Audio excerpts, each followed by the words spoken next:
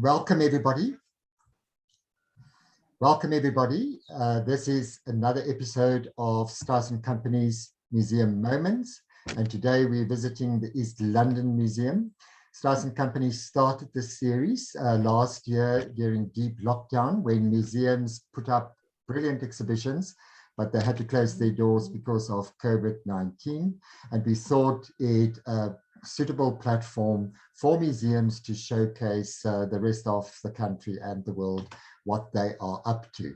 So I have three great guests tonight, and I will introduce them as the discussion progresses. And I'm going to start with this display case at the East London Museum, and from the wall text next to it you will see that these little clay sculptures are by Samuel Marconian. Now, Stephen, I want to ask you, who on earth is Stephen Marconian? Because few people know about him and know about his art. Can you tell us about this display case and who Marconian was?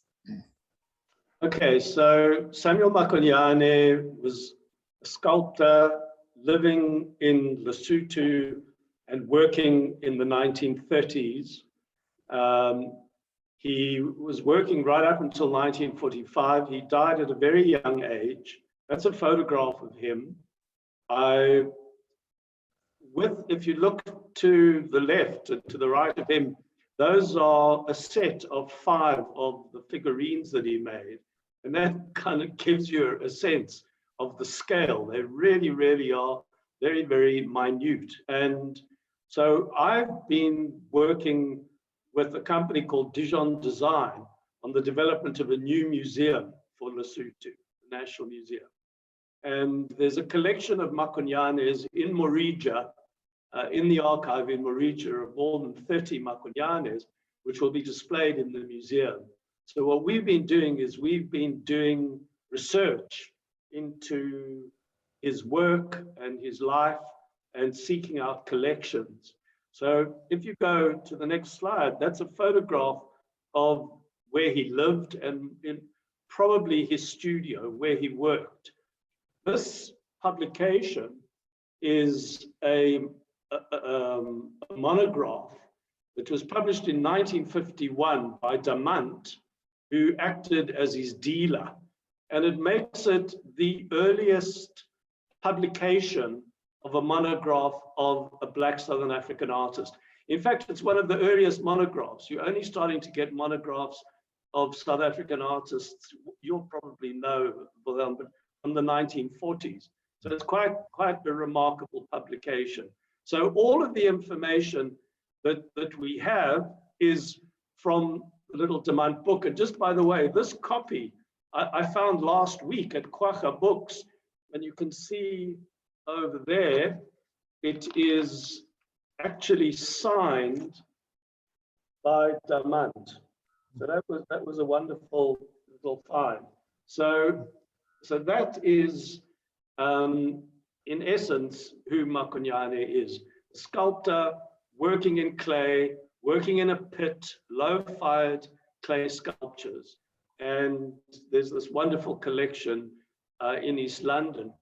Now, this particular piece of a woman carrying a bundle of wood was sold on auction about 4 or 5 years ago. It's in a private collection in New York. The reserve price was 8,000 to 10,000 Rand, sold for 22,000 Rand. And what we've just discovered with this piece, I'm working with a man by the name of Pusetso Inyabela, who works as an assistant curator at the Morija Museum and Archive in Lesotho. And he met a woman who, when he showed her a photograph of the sculpture, she said, "Oh, that's my grandmother." So the other interesting thing about Marconian is that he's actually making portraits of people in the village. He's not telling them that he's making the portraits, and he runs into some problems about the fact that he is making portraits, but that is one of the pieces where we have a confirmation that this is somebody who is known to a contemporary person. If you look at the next slide, you'll see these are some of the pieces that are in the Maropa Museum and Archive. So there are 33 pieces there, and they will be moved across to the new museum in Maseru probably next year. And you'll see when you look at the East London collection, some of these figures you'll see repeated in that collection. Now, Wendy Gers, who wrote an article recently about the piece, that Marconian was speculating that he was working with molds. But we've had a close look now, and he's not working with molds. Every single piece is uniquely fabricated with these hands, individually fabricated. So, for example, you'll see on the right, there's a little, a sort of a brown figure. He's actually what in the literature is referred to a witch doctor. He's a healer, and he's got this draped around him, around his neck, are kind of bones and the material that he would have been using as a healer. So if you go to the next slide,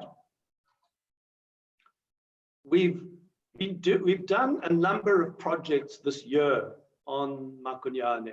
And this is a photograph of the Stellenbosch Museum, where we've just opened an exhibition where we took one of his sculptures, which you'll see it in close-up just now. It's in that glass display case. And the work around it are works made by students in the sculpture department at Stellenbosch University. So they've been learning how to obtain clay material, how to fire it in a pit. And so that's a particular exhibition that we've done. So go to the next slide and you'll see that is the back view of the piece that the students were working in. Now, Marconian was commissioned by Kirby, Percival Kirby, who was then professor of music at Wits University, who in the 1920s and 30s was researching the traditional instruments of Southern Africa.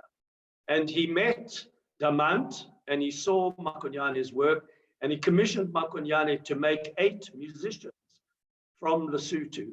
And this is one of those musicians, the Maropa Drummer. So this is the piece that the students were using as reference material. They didn't have the sculpture's reference material. They were using the photogrammetry, which I'll show you just now, as their reference material. So there she is, this Maropa Drummer. It's an extraordinarily accomplished piece. And he was working smaller and smaller because Damant, as his dealer, in order to be able to pack the works and transport the works, advised him that it would be better if he worked smaller to enable him to do the business. And Marconian says to him, I'm not sure, but I'm going to be able to make them lifelike at such a small scale. So they really are. He's extraordinarily accomplished at creating the sort of the vivacity of a kind of a living presence, very, very carefully observed. So if you go to the next slide, I first was introduced to Marconian when I did the Neglected Tradition. And a couple of years ago, when you asked me to do a talk on the Neglected Tradition, somebody asked me which of the artists I would be interested in exploring further. And at that time I said Marconian, because for some reason, nobody has picked him up. You know, people have picked up so many of the artists. So if you go to the next slide, you'll see that those are the Marconianes that are from the Museum Africa collection that we had, those 4 that we had on the Neglected Tradition. And if you pay attention to the figure in the middle, that's the warrior figure, who is Marconian's great-great-grandfather. And I'll talk to you more about that figure. And the one on the left is King Moshoeshoe. So Damant estimates that he must have made about 150 figures of the King Moshoeshoe, and he thinks about 250 of the warrior, which it was extremely popular. And the British military were in Lesotho in the 1940s, and a lot of the people who were there would have bought the warrior. So we've managed to identify about 7 of them. but there could be any number of them all over the world. So if you go to the next image, this then is the project that we've worked on with Iziko. So we were meant to do a physical exhibition of their collection and the Kirby Collection, and then we had COVID and lockdown. And so what we did was that we produced this digital exhibition, working with a man by the name of Stephen Vessels, and working with this technique called photogrammetry, which is actually used for mapping landscapes usually. And you'll see if you go through, and this is a photograph taken in the Kirby Collection at the University of Cape Town. So you can see the collection. In the background, you can see the tiny little pieces on the glass, in the glass cabinet. And in the foreground, this is the turntable that Stephen Vessel sets up. And the little piece rotates, and with his camera, he photographs it multiple times. And then if you go to the next image, you'll see how he is able to, through the photogrammetry, look at various treatments for how to achieve surface description in the way in which he builds up this three-dimensional image. And if you go to the next one, you'll see there is the Maropa Drummer. So he's able to rely on the back so that he's able to photograph it from underneath as well, so that when you see it on the screen, you can tumble it and look at it in all directions, including from underneath. It's an extremely useful tool also for purposes of conservation, to be able to do a very detailed analysis of the piece. Where are the cracks? Where are the breakages, etc.? And the students from Stellenbosch University use these photogrammetry images as their source material for their project. That is an illustration of what the process looks like. So you can see the little figure, and each of those little blocks around it is a single photograph. It's too small for you to see it. And then those little photographs get knitted together and aligned. And he talked about this issue of how to texture it and reconstruct in 3D a digital version of these little sculptures. And then he's able to set them up and arrange them and assemble them. Now, we could never do this in real life because the sculptures are very, very fragile and very brittle. And sadly, what I've discovered is when they get handled, so the piece that was that warrior figure that was displayed on the neglected tradition, when I went back 20 years later to look at it, it had been broken. So they are very, very fragile. And so what's wonderful about the photogrammetry is that he could take you'll see here there's 7 musicians. There were meant to be 8. The 8th one he never made. So you can see that through the photogrammetry we can arrange them and put them into this ensemble of 7 musicians.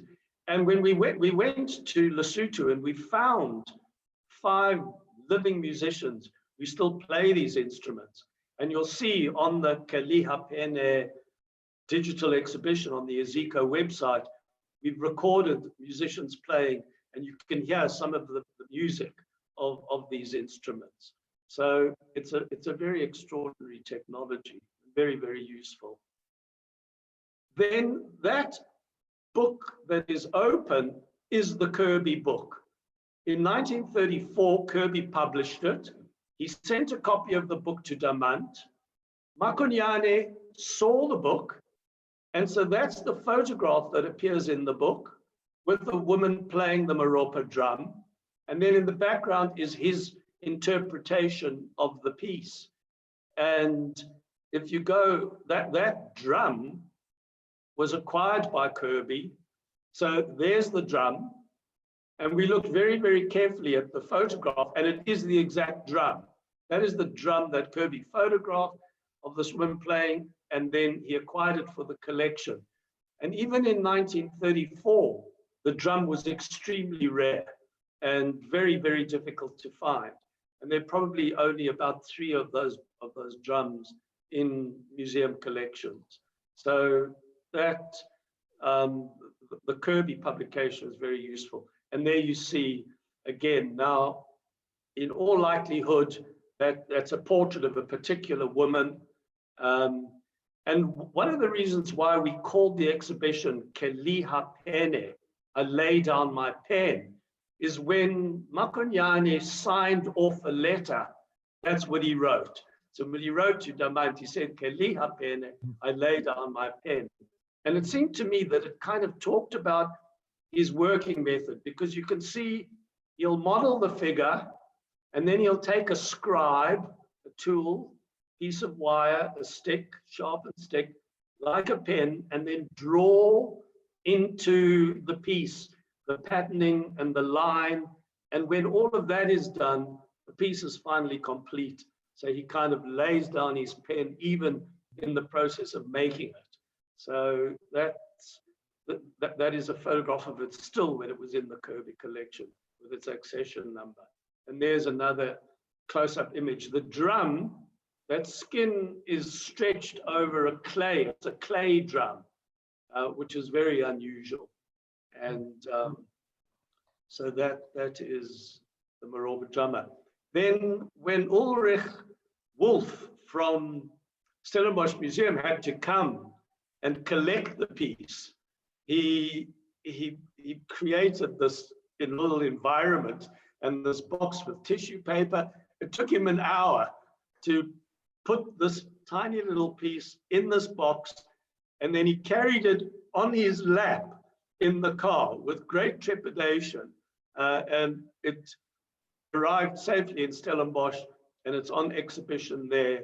And so that just to show you what needs to be done. And I think often when they've been handled, they haven't been handled with this degree of care, and that's why they've got damaged. And so you'll see later on, I'll show you some more examples of the warrior figure. That is now Marconian, who is Samuel's great-great-grandfather, who was a warrior and a general in Moshoeshoe's army in the 1820s, 1830s, 1840s, and is reputed to have actually saved Moshoeshoe's life on more than one occasion. And this is a drawing done by a missionary by the name of Maeder, M-A-E-D-E-R. It's an exquisitely carefully observed drawing. Now Marconian converted to Christianity, whereas Moshoeshoe never converted. They were always waiting and expecting him to convert. So I suspect that this drawing was made by Maeder when Marconian converted to Christianity. So, and I suspect that Marconian saw this drawing, because you'll see the face of the warrior figure looks very much like this very distinctive nose, these very distinctive facial features. Damant thinks that Marconian used his father as his model, which is quite possible as well. We don't have a photograph of his father. Quite possible that his father looked a little bit like his great-grandfather. So that's now Marconian, the warrior. And then these are all of the collections that have the public collections. We'd found 92 works in the Marija Museum, Iziko, Museum Africa has a good collection. And on that list isn't the East London collection. So Kevin will tell you about the East London collection. The photograph on the left, on top of a filing cabinet, those are some of the Museum Africa collection. And on the right, those are the photographs of the Iziko collection. So we're slowly building up as comprehensive a list of all of the works that we can find in the collections. There are 6 pieces in a private collection in Belgium, and you see at the bottom there, and then that one in New York that was bought on that auction. So we're still looking. If anybody knows of any pieces, we're still looking, and we think there probably are some pieces in the UK. And then past exhibitions. He exhibited at the Empire exhibition. And in fact, the piece that was on the Empire exhibition was given to Jan Smuts. So there might be one in Irene at Jan Smuts' house. I haven't been able to track it down.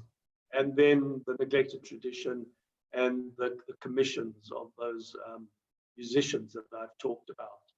And then the next slide.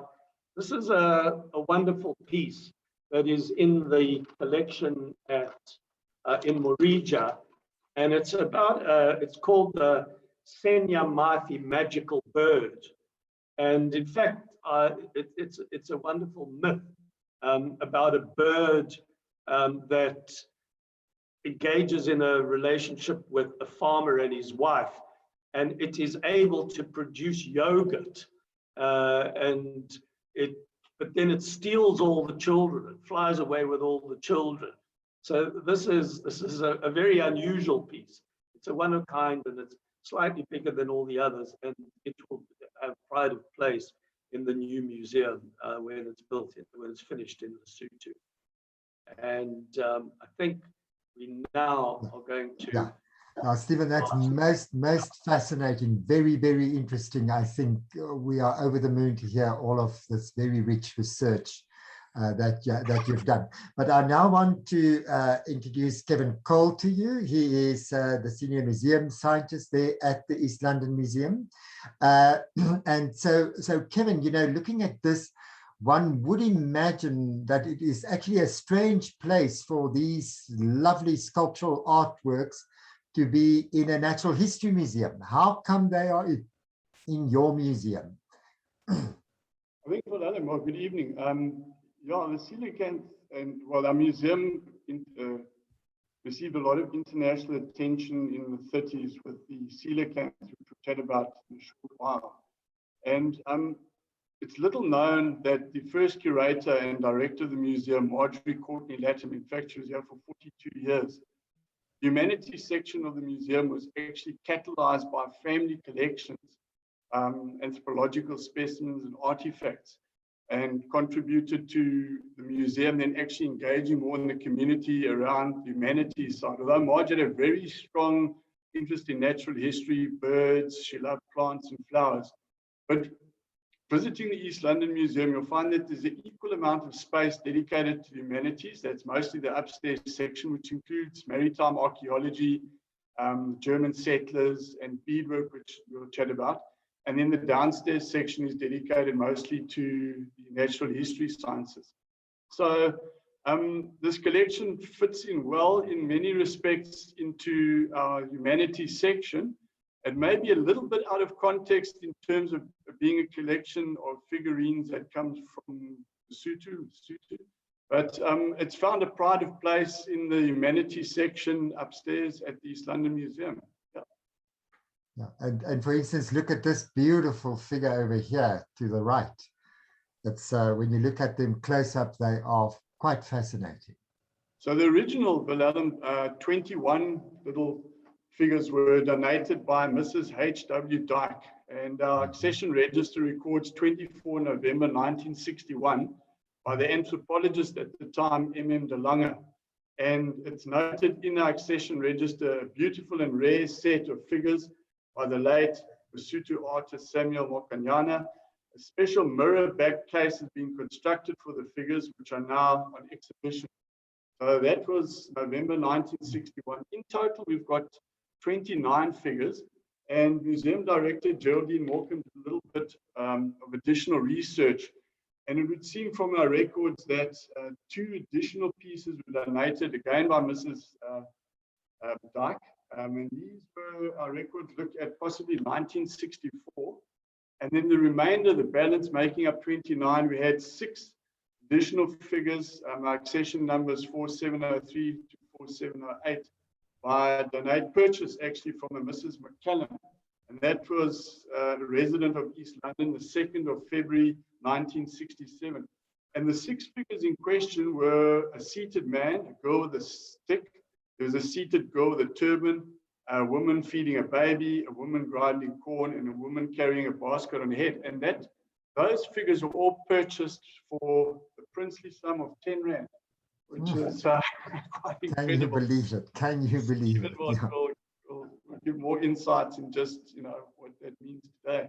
So that's a little bit of background to the figures in our museum, and yeah, we're very proud to have them. And really, just at this point, to say to one of our board members who brought this to Stephen's attention, William Martinson, is noted for his pursuits, historical pursuits, but to have Stephen at a museum interpret and just highlight and bring the historical perspective of these figures to light, I'm really appreciative.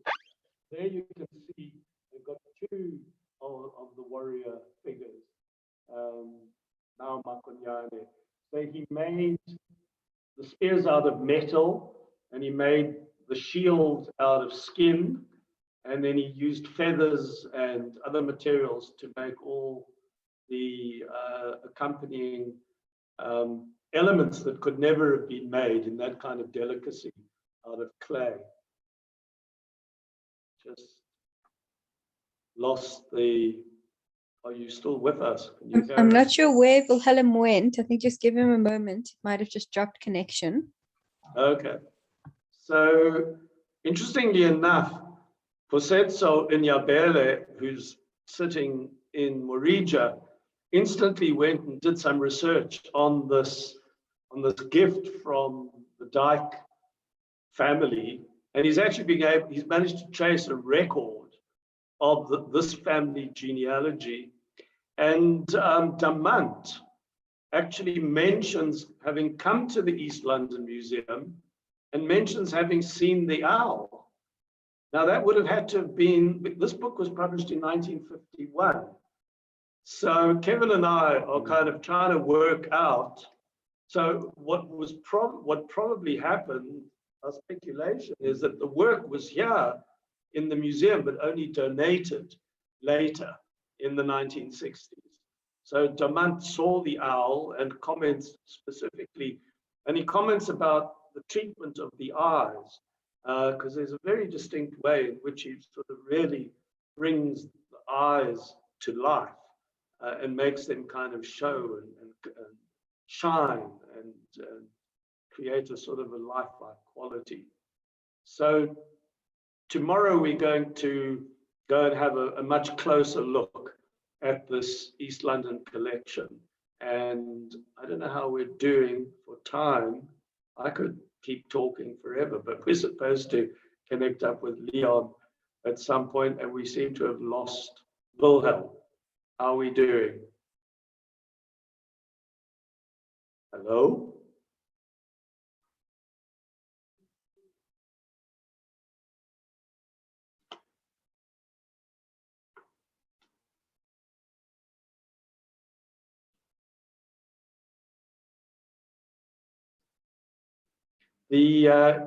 I'm hoping that everyone can hear me. So in the production of these pieces, Marconian died at the age of 35. He had TB, and he had gone to a clinic in South Africa, and he returned, and Damant documents how he met him, and he had made a whole number of pieces and fired them, put them in the pit, and 16 of them had broken. And he comments that they were wonderful pieces, really great pieces. So he must have been under terrible strain at that point in his life. And I have to presume that he didn't wait for the figurines to dry out properly, and hence the breakage that occurred. So it is the students at Stellenbosch University have been doing research into working with clay. Just remember, he's extracting the clay just from a local pit. This is not commercially made clay. He's having to prepare his own clay and then hope that it all works. At one point, he accuses people of bewitching him out of jealousy and putting a curse on his pit, on his clay pit. So We have lost everyone. Wilhelm's just having the network seems to have dropped where he is, so he's just trying to get back online. Okay. There is power, there's just no network connection for some reason. Oh, There, I there think he he's is. back. Okay. There we go. Yeah, he's back. Okay. Wilhelm, you're muted. Unmute.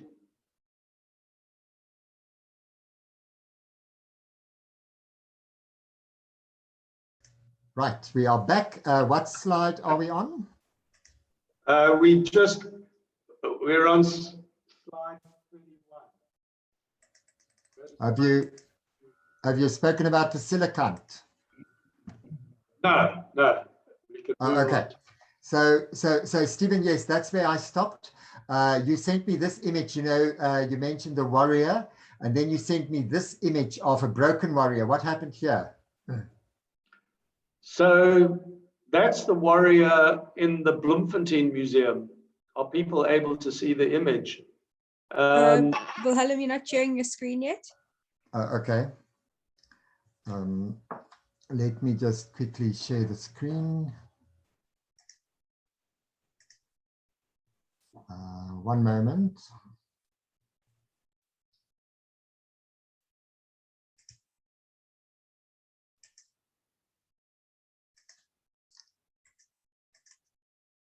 Right. Can you see it now? Yeah. No, I can see it. I mean, you can actually, if you look, while we've got this one, okay, so there's the warrior in the Bloemfontein Museum. Now, Professor Dreyer, or Dr. Dreyer, who was working at the Bloemfontein Museum in around 1991, published an article on that Marconian, and there's a photograph of it in the article, and it's complete intact. And somebody dropped it, and it's broken. And so it's interesting because around this issue of conservation and restoration, when you're dealing with art, it's perfectly acceptable to restore. When you're dealing with ethnographic material and science-based material and archaeological material, you don't restore, you conserve. So there are all the pieces that are broken. If we can continue to work on the Marconian project, the idea would be to work around the issue of conservation and conservation of fragile clay objects. So I'm hoping that one day, I mean, it's most beautiful even in its broken state. And the fact that it's a broken warrior sitting in the museum in Bloemfontein with all the history of the wars that were fought, and Marconian would have fought against the settlers. So it's an interesting irony that the piece in Bloemfontein is the broken warrior. Yeah.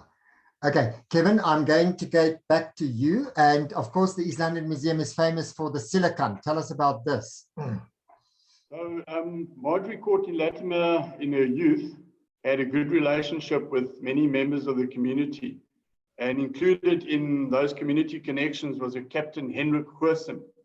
And a lot of fish specimens. He was a trawler captain. He used to bring a lot of material into the harbor area. He used to phone Marge. In fact, a lot of those specimens are on display here. And on a particular occasion, 22 December 1938, a call comes through from his company about this weird fish on the trawler Nareen. Very hot day, humid day. Marge is sort of undecided, but gets down to the harbor and trawls through a lot of the fish on the deck and sees what you see before you now, the type specimen. We're very proud to have the type specimen. That is the actual specimen that was trawled by Captain Hendrik Goosen, December 1938. That was the actual specimen described by Professor J.L.B. Smith when the coelacanth, believed to have been extinct for 70 million years, reveals itself as one of the greatest zoological finds of the 20th century. And just interestingly, looking at that picture there, the unique morphological features that present immediately, it's got a tail very different to any other fish. It's got those 4 limb-like fins. It's got the armor-like scales. They're very rough. And there are a host of other features that make this deep-dwelling fish unique in the animal kingdom. In fact, if you're an evolutionary biologist, it's an incredible window back in time, going back almost 420 million years. So the type specimen stands proudly in our museum. There are two other living species. It's Latimer chalumna, named after the Chalumna River, and Latimer after March Courtney Latimer. And Meandernensis, Nadaensis, rather, Latimer Meandernensis is the one that was discovered in Indonesia by a fish biologist there. So in a nutshell, the coelacanth stands testament to just the interest and the importance of having community connections. And then the art around it, this is an example of a artwork that was commissioned by the Sunday Times, Stephen. Stephen knows a little bit more about that. And it attracts a lot of attention. Visitors come in, immediately their eyes are thrown to another sort of little bit of artistic license going into a glass fiber model of the coelacanth there, along with that statue. That's at the entrance of our museum, just giving you a lead into the East London Museum. But along with the coelacanth, we backed up by a lot of other interesting, whether we see all bits and pieces. There's gut in the mouth, there's a lawnmower, part of the motor, and it slotted in well. It's actually, I mentioned this to Stephen earlier, it's an environment that has actually brought out the color of the actual coelacanth that's on display. And the colors are very similar. So there's a lot of artwork around the coelacanth. In fact, there's a little section in our museum that brings some of those artworks to life. And I wonder if you have this work. It's by Walter Altman. It's a massive liner cut that he printed at Artist Proof Studio. It's literally 2 meters by 1 meter by 2 meters, as big as a kitchen door, as I always say. But he also used the coelacanth as inspiration for his artwork. Now, the other big attraction at the East London Museum is, of course, the first humanoid footprint. Tell us about that. You're looking at a sandstone slab, and in the middle you can see a footprint. You can clearly see well-defined instep, heel, toes. And these fossil footprints, human trace fossil footprints, were discovered in 1964, about 7 kilometers from where we're sitting now, down at Nahoon Point, by 2 municipal officials. They tucked themselves in under a little overhang, looked up, and the positive impressions on these paleo surfaces presented themselves. They reported them to the museum, and a number of months later, those 2 huge sandstone slabs, the complete massif, so-called, dropped without breaking. There they are. And interesting about the find is that on one paleo surface, not only do you have human trace fossil footprints, we believe to be a human child 7 to 9 years of age, but you also have a bird trackway, a mammal trackway, in fact, 2 mammal trackways, one mongoose and the other scrub hare. And the original sandstone was dated very hesitantly, I might add, in the 60s to a minimum age of 29,000 years. However, with the later techniques, Dr. Dave Roberts, late Dr. Dave Roberts of the Council of Geoscience, worked on the slabs, and the published date is 124,000 years, making it to date still one of the world's oldest anatomically modern human trace fossil trackways on planet Earth. And this has promoted the development of a nature reserve down at Nahoon around these fossil footprints from a paleoanthropological point of view. And it's also highlighted just the rich archaeological history of the area generally, midden, stone tools, etc. So we're very proud to have these sandstone slabs in our museum, which ties in nicely with a little bit of sort of human evolutionary history in the Eastern Cape and for South Africa. Now, another interesting display I found in the beadwork that you have there. Yes, also one of the largest Southern Nguni Xhosa beadwork collections. And the attempt in the collection, what we see on display is a very small proportion of the number of artifacts we actually have in our collection areas, curated by anthropologists. And what we've tried to do in the displays here is just predict the various presentations of Amatembu, and Pondo, and Fengu, Bombana, and the use of the material as well as where they were found. So there are locality maps at the top indicating where the various folk lived. And yeah, it's a conservation challenge having beadwork on display for a number of aspects. But our collections behind the scenes are well curated. And yeah, as I say, we're very proud to have one of the largest collections in any museum, of course, of beadwork. And then perhaps one last item here, the Huffman Skull. Very interesting too, 1952 discovered, 1954 it was handed over to the museum. It took a tortuous route around the country before finding its way back as accession number ELM24. And this prompted quite a bit of research in 2006, leading up to a publication in 2007. It was rated as one of the top 10 scientific discoveries by Time magazine in the year 2007, when the mud matrix, barely make out the dark matrix just below the nasal cavity, was dated at 36,000 years.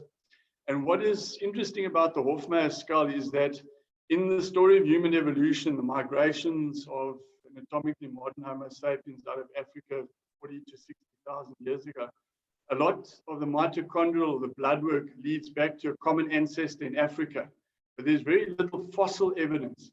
So we believe that the Huffman skull represents a kind of person. So you've got a tangible skull of that kind of person at that time. And if you interrogate the skull, you'll see that it's beetle-browed. Unfortunately, part of the jaw was lost. It was weak-jawed, etc. But it's important that we've got a specimen in hand, so to speak, for research in the story of human evolution. And an add-on in terms of a research tangent presently is looking at possibly extracting aDNA, ancient DNA, from the skull. And that'll be a wonderful step forward if that can be achieved. And looking at comparative studies with early cultures and peoples, maybe the sand. So it's a very important specimen. What's on display is actually a model, a very detailed model, but the actual skull is not handled by anyone. It's safely secured in the museum vault. Yeah. Very interesting. I really like this interface between the natural world and the human sciences. And I can see that is really a hallmark of your museum. We're going to cut across town and we're going to look at the Ann Bryant Art Gallery. I don't know whether Leon de Preez, the curator, the director at the museum, has joined us. Arisha? I can't see him on yet, unless he's under a different name. But I don't see him. If Leon is present and if Leon is able to unmute him, we can start discussing the Ann Bryant. Leon, would you mind just raising your hand? There's a little button that says raise hand. Oh, perfect. Okay. Is he there? Yeah, I got it. Okay. So yeah, he's just joining. Leon. Just give him a second. Hold on. I think he's coming on now.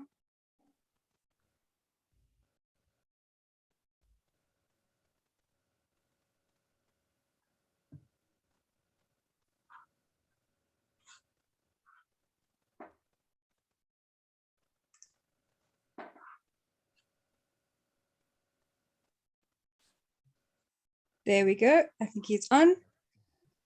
Right. Leon, very welcome. Leon is the director of the Ann Bryant Art Gallery. Leon, what are we looking at this very impressive facade?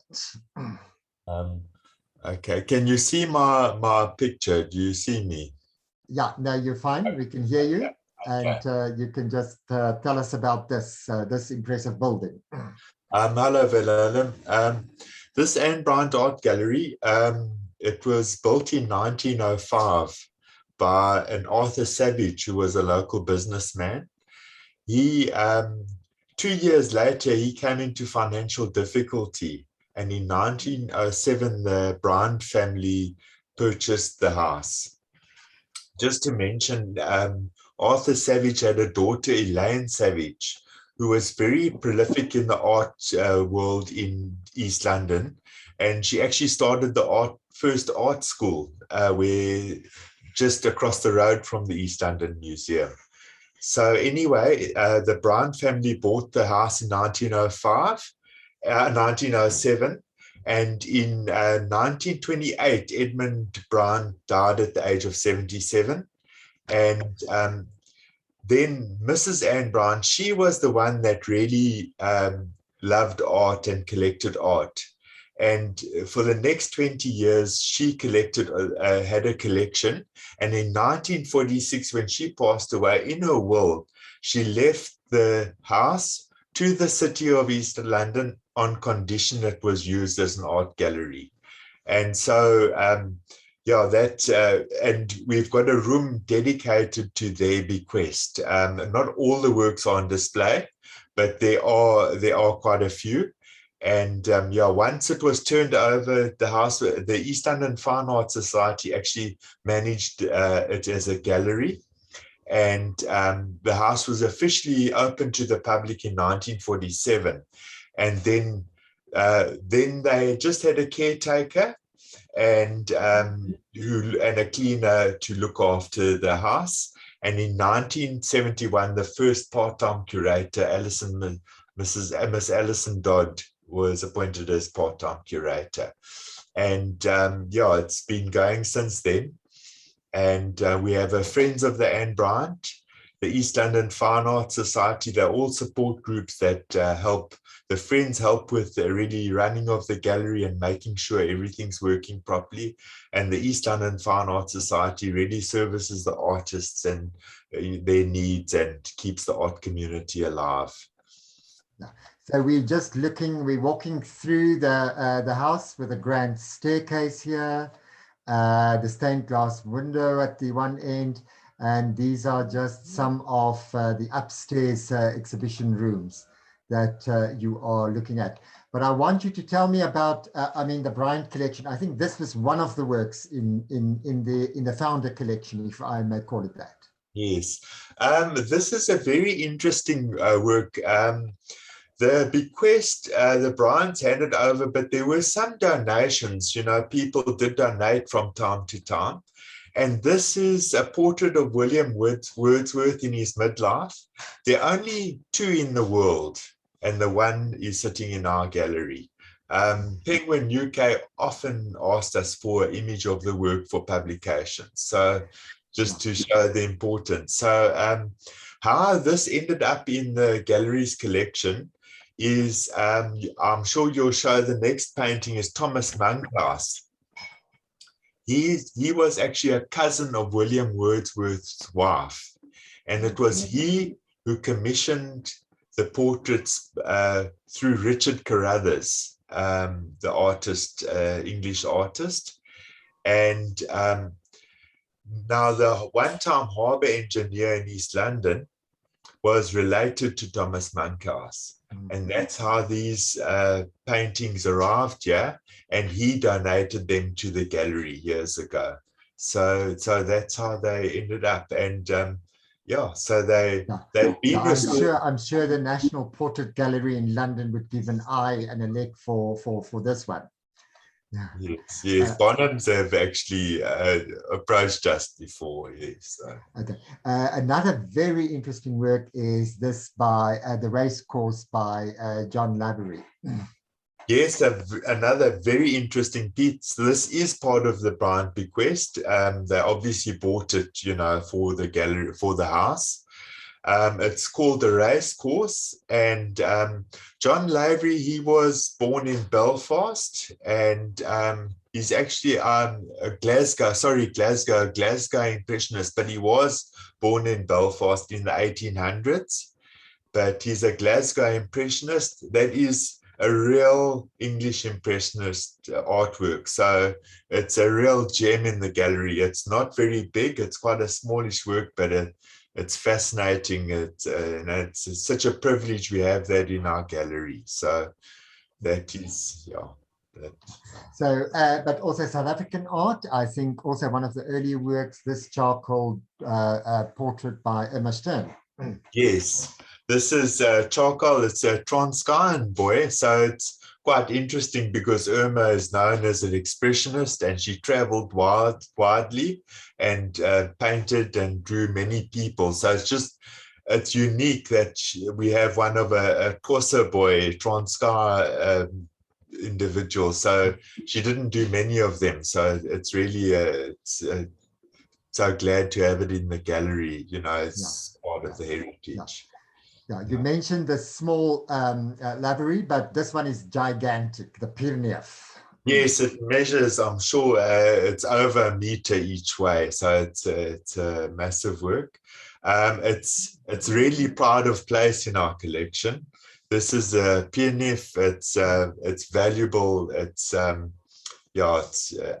would say one of them. It is the most valuable work in our collection. Yeah, that's also my first encounter with the Ann Bryant Art Gallery.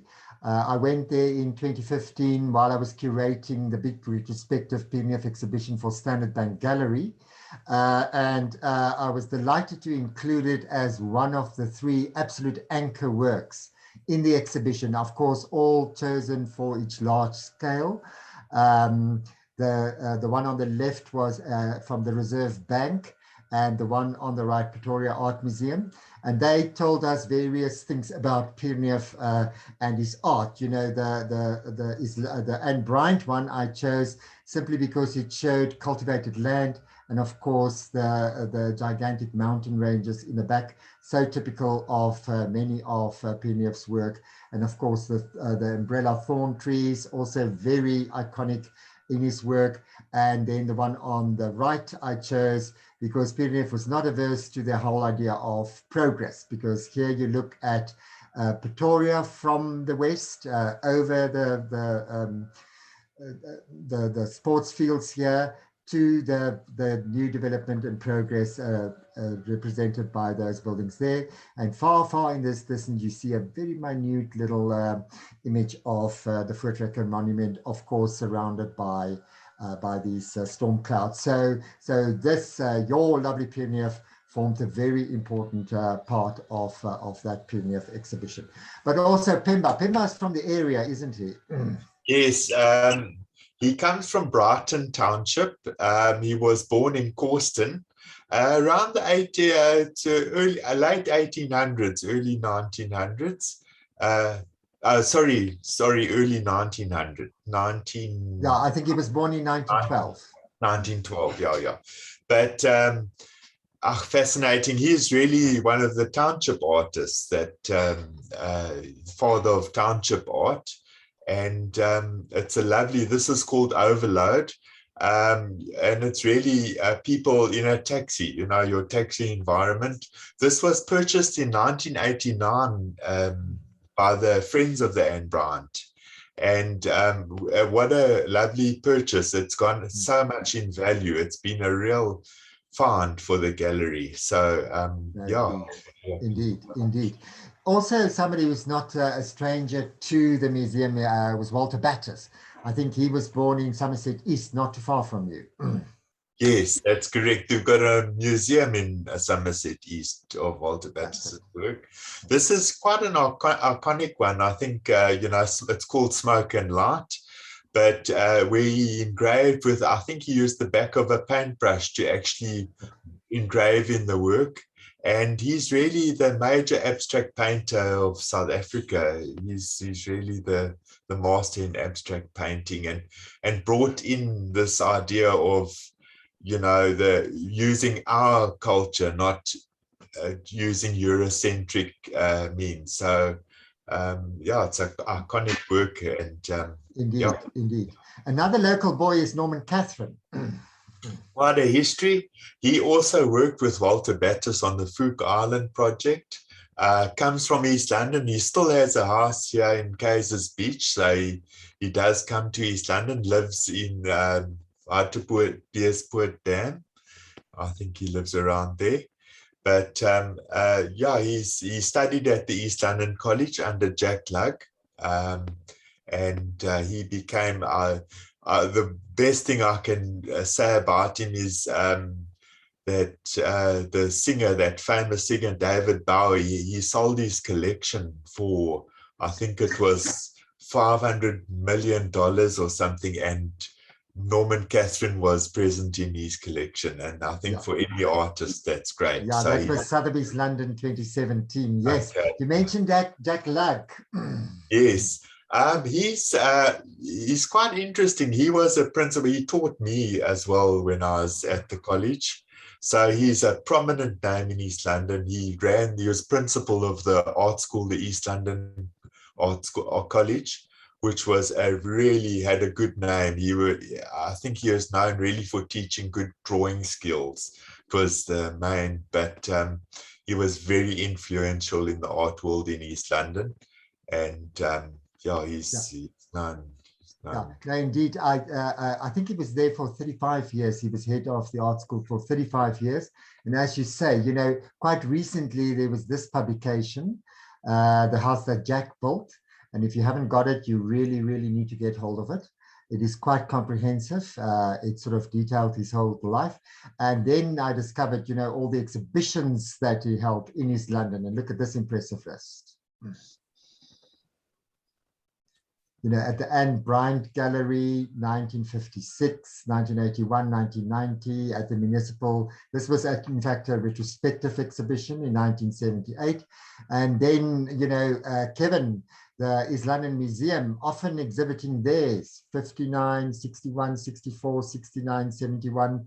He was almost a resident artist there. Is that gallery still operational in the museum? No, Wilhelm, it's adjacent to the library. It was named after a very staunch and supportive chairman of the board of trustees, G.G. Smith. In fact, he was a very encouraging chairman in terms of a lot of what Marge achieved. But as you've noted there, through the 50s, 60s, and early 70s, it was an exhibition hall named after him. It's still named after him, but it's become more an archival area for artwork. We've got Neville List paintings, I do recall. I enjoy his seascapes. But at the time, it was not only paintings, there was a lot of other art that was exhibited in that gallery at the museum. But it's an archival area at the moment, Jason. Oh, okay. Yeah, and then what is a seaside town without a walk along the beach? And then you come across these mosaics. Leon, tell us about them. It was a really enjoyable project to be involved in. The late Dr. Jill Vernon, who was director of the East London Museum, she was retired then and doing a lot of good work, and came to me and said, in the place where you see those mosaics was bronze plaques. That was the original design of the German settler monument. And unfortunately, they had been pried off and stolen for scrap metal. It was quite a disaster. So she decided that we change and put mosaics, a mosaic picture in each panel. So there you can see the people actually doing it. So Jill got a hold of Darby Gounden. She's still in the Buffalo City Municipality. She's International Relations Department. She worked closely with Oldenburg, Germany. We've got a twinning agreement, Buffalo City and Oldenburg. And we had an art competition, and the architect is no longer won the design. I can't think of his name presently, but anyway, his paintings won, and we turned them into mosaics. We got mosaic works based in Cape Town. I don't know if they're still going, but they actually designed the mosaic and installed them. And Oldenburg, Germany, actually funded the project to be done and installed. But it was a lovely project to be involved in. Yeah. Okay, and that is all that we're going to show you from this lovely city, East London, with all these cultural treasures. Thank you very much, the three of you, Stephen, for telling us about Marconian, Kevin, and Leon as well. And perhaps just lastly, this is what the electronic catalog looks like. So just Google Iziko, Samuel Marconian, and you will come across absolutely fascinating 3D exhibition and catalog. And you know you're on the right place. when you look at this. But thank you very much, the three of you. Really, really informative, very, very interesting. I'm sure we're all going to rush over to East London to have a look at the wonderful sculpture and the museum and the art gallery. Thanks, Wilhelm. Thank you. Thanks. Thank you. Thanks, Wilhelm. Okay.